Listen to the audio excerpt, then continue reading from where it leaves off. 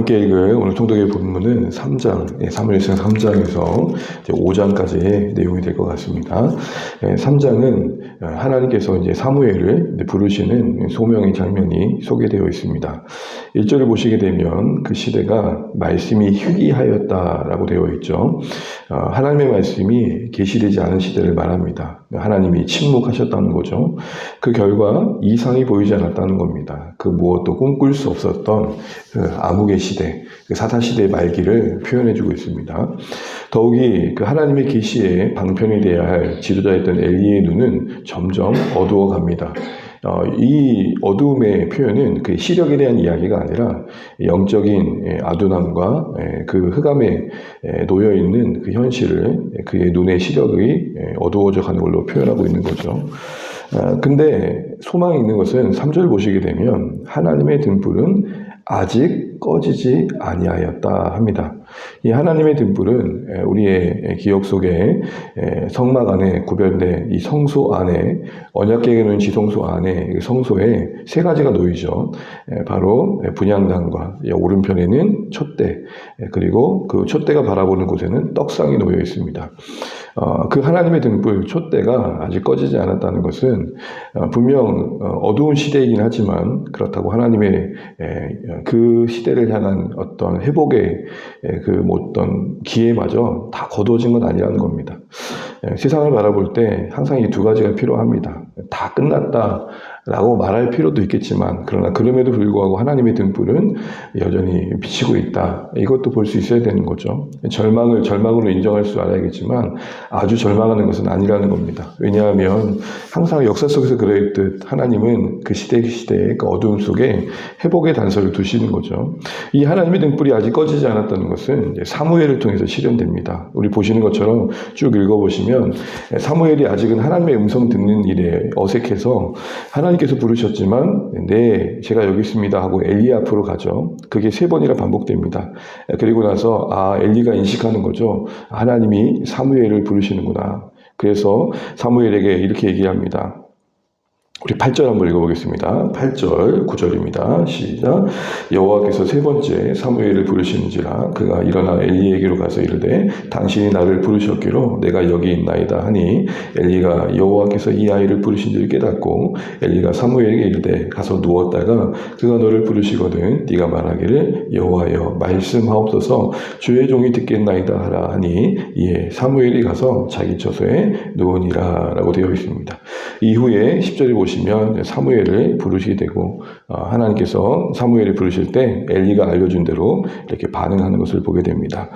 엘리가 분명 영적인 지도자로서의 그 역할을 제대로 하고 있지 못했지만 그래도 이전에 경험했던 하나님에 대한 기억 속에서 사무엘을 가리키고 있습니다. 사무엘이 하나님의 음성을 들었던 내용이 쭉 소개되어지는데 주된 내용이 뭡니까? 엘리 가문에 대한 심판이죠. 그 이야기를 이제 사무엘이 그 엘리에게 또 그대로 전해준 이야기가 뒤에 이야기됩니다. 우리 3장에서 잠깐 생각해 볼 것은 다른 게 아니라 여전히 어두운 시대이지만 하나님께서는 그 말씀을 들려줄 사람을 찾고 계시고 그 말씀으로 그 시대를 깨울 새로운 국면을 만들어갈 사람들을 찾고 계신다는 겁니다. 그래서 여러분 역설적이지만 시대가 어두울수록 빛 대신 말씀 앞에 더 가까이 나아가셔야 됩니다. 한 가정이, 한 공동체가, 한 국가가 그 어두운 시대를 다시 한번 일어날 수 있었던 것은 빛이 있기 때문일 것입니다. 우리 개인적으로도 순간순간 암담함이 찾아올 때마다 우리 마음속에 주여 말씀하옵소서 이 시대 가운데 우리가 들어야 할 말씀이 무엇입니까? 라고 엎드려 주의 말씀을 듣고자 할 때 거기서 하나님께서 새로운 소망의 단서를 만들어 가실 겁니다. 꼭 그렇게 하시면 좋겠고 우리 모두가 그렇게 하나님의 말씀을 듣고자 하는 자세 속에 오늘 이 사무엘을 통해서 이스라엘의 새로운 영적인 국면을 만들어 가셨던 하나님의 일하심이 우리 가운데 경험되면 좋겠습니다. 4장을 보시게 되면은 이제 그 본격적인 이스라엘 향한 심판이 블레셋을 통해 이루어진 걸 보게 됩니다. 우리 1절 같이 한번 보겠습니다.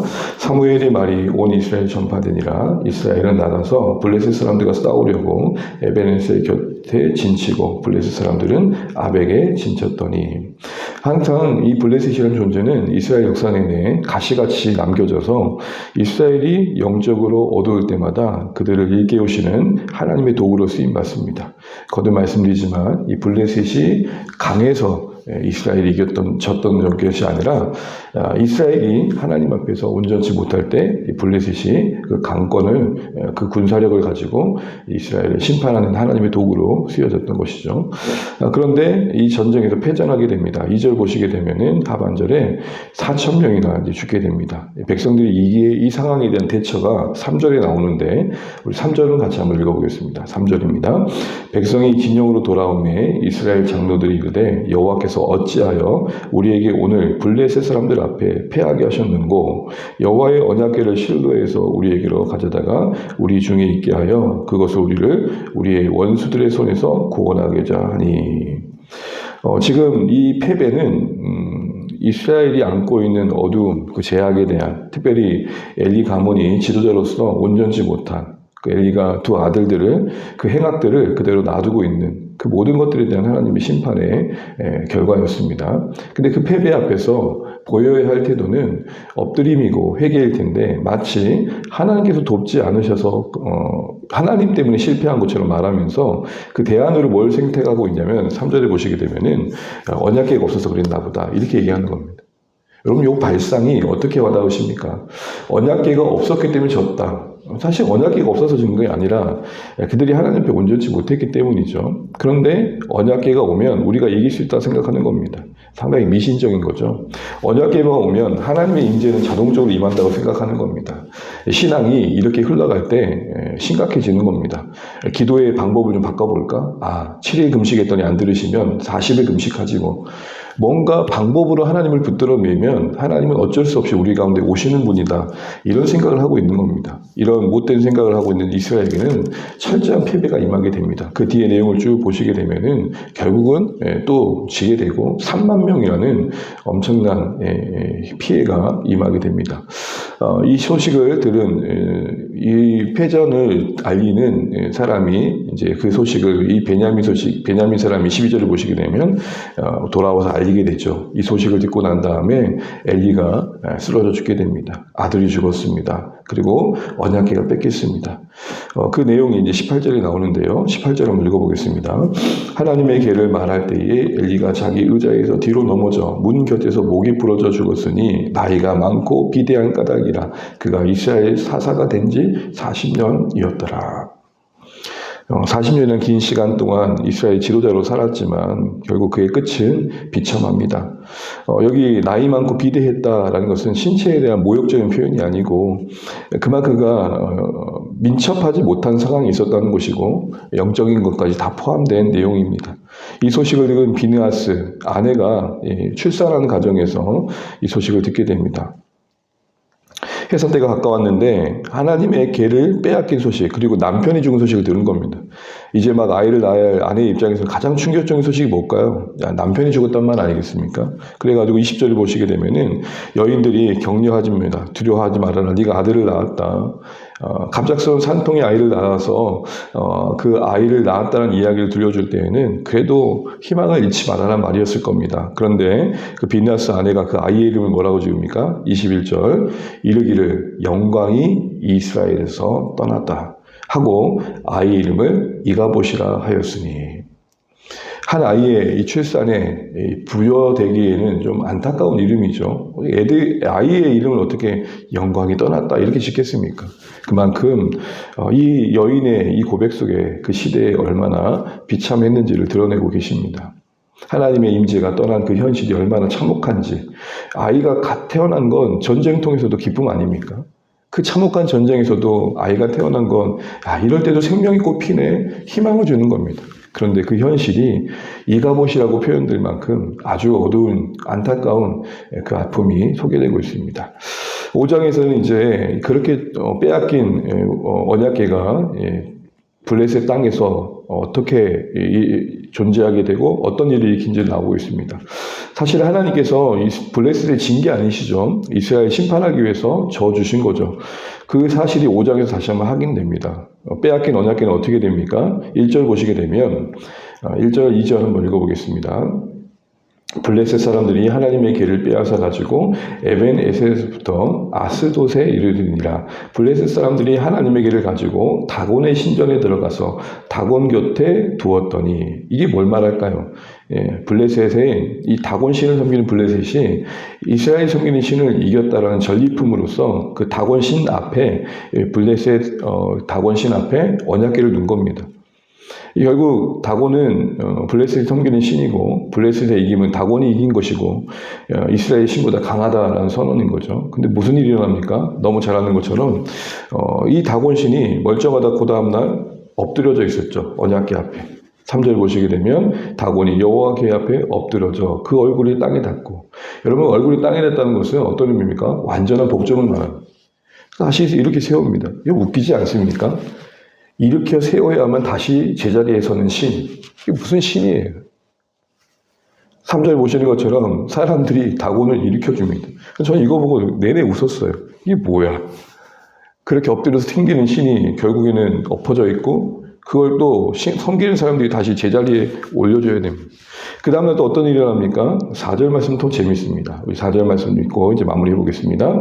그 이튿날 아침에 그들이 일찍이 일어나 본즉 다곤이 여호와의 궤 앞에서 또다시 엎드러져 얼굴이 땅에 닿았고 그 머리와 두 손목은 끊어져 문지방에 있고 다곤의 몸뚱이만 남았더라. 그 당시 고대 근동의 전쟁의 어떤 풍습 중에 하나는 승리할 때 그 상대의 적장에 목을 베거나 손을 자릅니다. 여러분, 다윗이 골리앗을 죽인 다음에 목을 베잖아요. 오늘 여기 보면 다곤의 목이 베어 있고 손이 끊어져 있습니다. 그런데 그 위치 어디입니까? 4절 보시게 되면 손목과 머리가 어디에 놓여 있다고요? 문지방. 문지방은 뭐예요? 여러분, 저 문 앞에 있었다는 거예요. 여기 있던 신이. 무슨 말이에요? 도망가려고 했는데 도망 못 쳤다는 거예요. 하나님의 임재를 상징한 언약궤가, 하나님의 임재를 말하는 그 하나님의 언약궤가 적장인 블레셋의 신전 안에 놓여 있지만, 그들이 섬기는 것처럼 다곤 신이 강한 게 아니라는 것을 스스로 하나님께서 증명하고 계십니다. 교회가, 이스라엘이 무력하지만 하나님이 무력하신 게 아니라는 거죠. 교회가 이 땅에서 조롱을 받지만 하나님이 그런 분이 아니시라는 거죠. 스스로 하나님은 그 자신을 증명해 내십니다. 그래서 그 뒤에 보시게 되면 두려워하니까 이 아스돗 사람들이 이 언약궤만 옮기면 되겠지 하고 옮기지만 가는 곳곳마다 종기가 일어나고 전염병이 곳곳에서 일어나게 되고 큰 환란이 여호와의 손으로 말미암아 일어나게 됩니다. 결국 이 일로 인해서 블레셋은 초토화가 됩니다. 하나님은 스스로의 명예로움을 지키십니다. 교회가 때로는 하나님의 영광을 가리울 때가 있지만, 그렇다고 해서 하나님이 그 영광스러움이 소모되는 게, 그 영광이 사라지는 게 아니다라는 것이죠. 스스로 자신의 주권을 나타내시고 지키시는 하나님 되심을 보게 됩니다. 오늘 이 사실 앞에서도 우리가 다시 한번 하나님을 어떻게 여겨야 될지를 돌아보게 됩니다.